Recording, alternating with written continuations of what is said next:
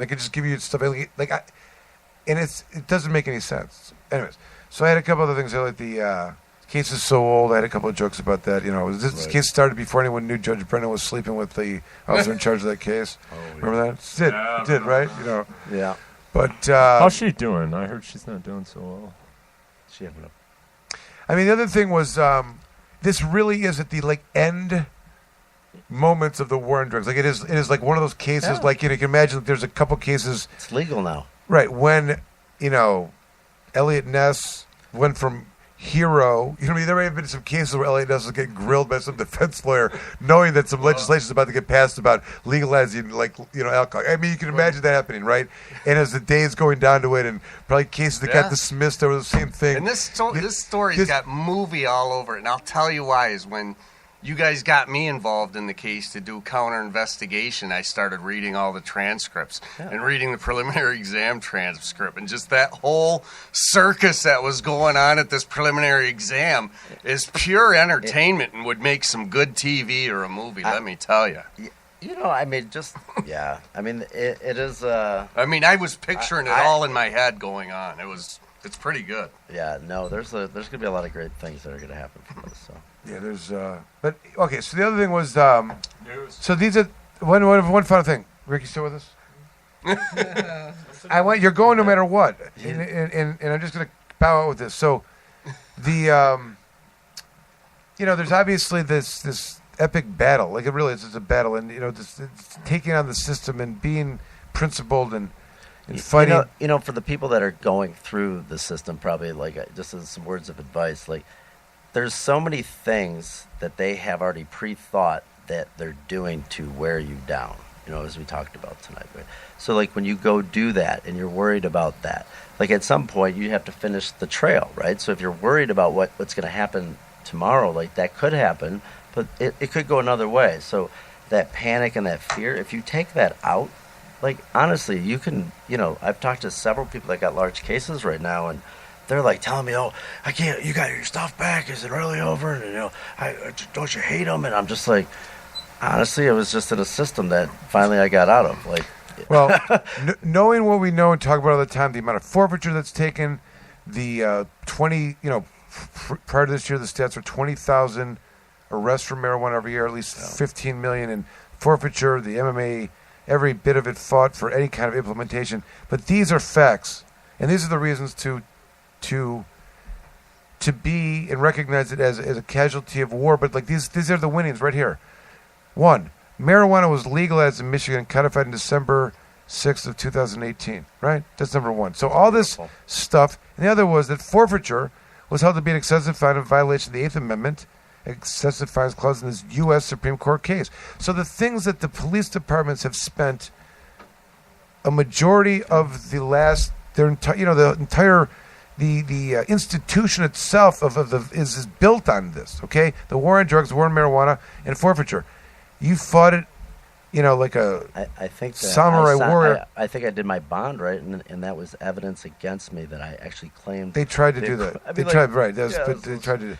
But the point is that now 5 or 6 years later, the public has said all this stuff that you've been doing, don't do it anymore, right? So that's it. The fight is what makes it be what we're at right now. If it wasn't the fight pushed back, there wouldn't be, and all the people that have been charged, and all the people that have suffered. And if everyone went to trial in these marijuana cases, the whole thing would fall apart. It really would. Yeah. All right, so good job. Thank you, brother. Yeah, thanks for coming, Tony. Yeah, no, I'm always blessed to be a part of this. Hey, you can grow 12 plants in your house, right? That's right. Hey, we can actually, I can hand you some marijuana. It's legal you for me to give it to you for free. That's right, absolutely. Not with money, but I can Michael would give a encourage gift out it, to anybody, right? Yeah. And at some point, wow. It's happening, and there's so much more to talk about. There really where is. We're going to go. This is a good chapter that's closed, and I look forward to reading the next one.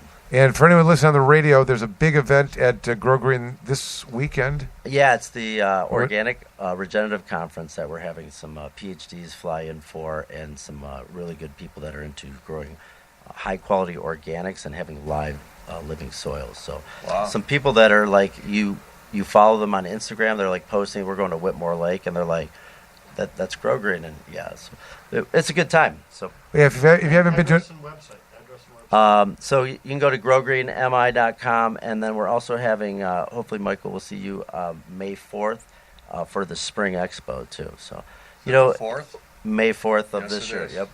So, as we do these events, and I am still very dedicated to cannabis in the industry, we're here to educate the people. If that's educating judges, if that's educating police officers, and at some point they're going to digest that. And now when they pull people over, my friend got pulled over.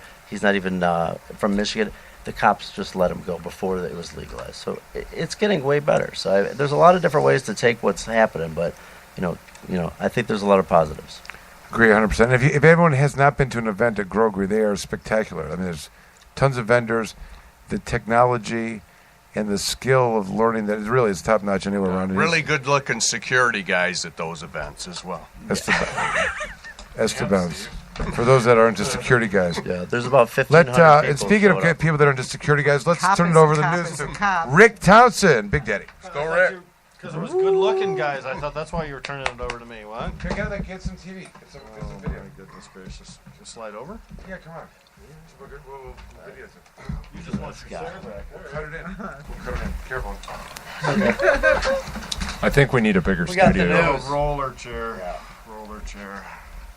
I don't have the intro like I like to do. That's okay. Hey, listen, it's the Cannabis News. It is March 21st, 2019. I'm Rick Thompson. Let's talk about New York. Democratic New York Governor Andrew Cuomo said Wednesday a bill legalizing adult-use cannabis won't be included in the state's budget due April 1st, but he predicted state lawmakers would come onto an agreement on that measure by June, according to Marijuana Business Daily. The comments were in an interview with WNYC Radio. They weren't really a surprise, given Cuomo indicated last week that a wide divide on the issue would still likely delay the measure. But the comments come as New Jersey lawmakers are poised to vote on adult use legalization as soon as Monday, although passage of that bill is far from assured, because that would make New Jersey the 11th state to legalize recreational cannabis. Governor Phil Murphy says the measure is short of votes needed to pass. The Democrat spoke during a news conference alongside more than a dozen supporters of the bill, including the NAACP and the ACLU of New Jersey. Murphy said he and legislative leaders are, quote, making progress, but we have a ways to go. Murphy's push Thursday comes after the bills advanced March 18th in Assembly and Senate committees, more than a year after Murphy took office on a promise that he would legalize recreational marijuana.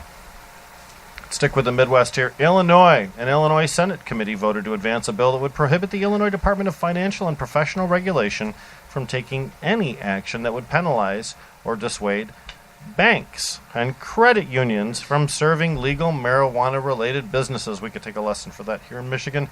Even if the bill becomes law, Capital News Illinois noted that financial institutions that do business with cannabis companies would still face possible prosecution by federal authorities. State Treasurer Michael Ferricks earlier warned lawmakers the state's cannabis industry could totally collapse if the legislature doesn't approve the banking bill. Illinois rang up an estimated $136.5 million in legal cannabis sales last year, making the industry, quote, ripe for theft, fraud, and tax evasion. Oh, let's talk about Michigan now. Today I was at this place. There was a mad scramble at the Michigan Medical Marijuana Licensing Board as about 50 unlicensed medical marijuana businesses have only 10 days before the state orders them to shut down. Applications for 118 marijuana businesses licenses were up for consideration today, including many of the dispensaries facing that March 31st deadline. The board had its biggest agenda since it began meeting last May, and it was a bittersweet moment for the 5-member board, which will most likely be abolished on April 30th in favor of a new state agency called the Marijuana Regulatory Agency, making the decisions on who will and who won't get a license. Listen to this. Rick Johnson says, "I've had enough, to be honest with you," he said. But he also was proud of the accomplishments that they've achieved. On March 31st, unlicensed businesses, about 50, with vast majority being provisioning centers, will get cease and desist letters from the state and a potential follow-up from law enforcement if they don't shut down. 91 license applications were given pre-approval status today, including one license tied to VB Chesaning, a large marijuana grow operation owned by Benedetto and Vincenzo Celani, sons of prominent Metro Detroit businessman Chom Celani, who has interest in casinos and owns the Michigan Lottery Freedom Hill Amphitheater. And one of the partners in that effort is M. Scott Bowen, Michigan Lottery Commissioner from 2018 to 2017. Boy, look at all the people in our industry now. Michigan regulators announced Friday that they selected 57 individuals, including longtime activist, I guess I'm in this one, Rick Thompson, to participate in work groups that will provide input for the rules that will govern the state's new recreational marijuana industry. The work groups, which will examine 4 regulatory topics, are composed of medical marijuana licensees, municipalities, attorneys, and individuals or businesses interested in participating as potential licensees or consumers. Regulators said they received strong interest and there will be opportunities to participate in additional work groups. Final story. The state of Michigan expects to draft the recreational marijuana rules that those groups will help to form by June. State's Bureau of Marijuana Regulation plans to have draft rules ready by June for the commercial production and sale of recreational marijuana.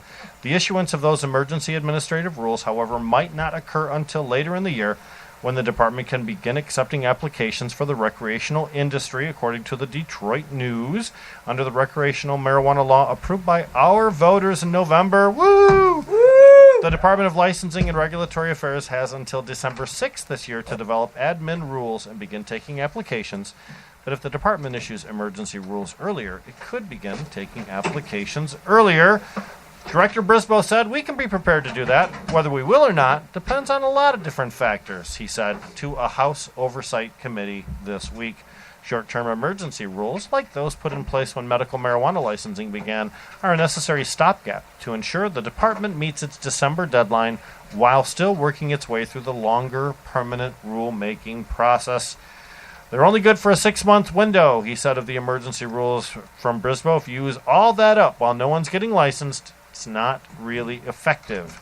In a Wednesday presentation to lawmakers, Brisboe said the regulated cannabis market had brought in nearly $46 million since November, as of March 15th, with a total of 9,385 pounds of marijuana flower and concentrate sold.